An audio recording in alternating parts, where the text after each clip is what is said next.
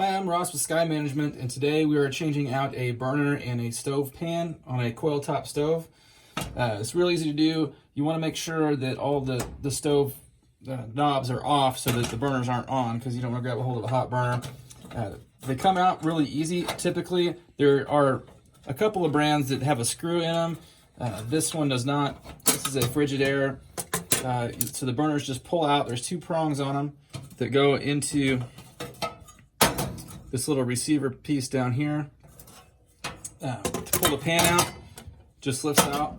There are a couple different sizes of pans for different brands. This is a Frigidaire, so it'll be the fits most size. If it's a GE, then there'll be a different size for those. So be sure you know what brand when you're buying. And then to put the burner back in, it just goes, the two prongs go back into that receiver, push it all the way back in, and then there's a little slot in the pan that the front piece will sit in. So that's how you change out a burner. If you're replacing the burner, then you want to put a different one in there. That's fine, it'll go in and out the same way.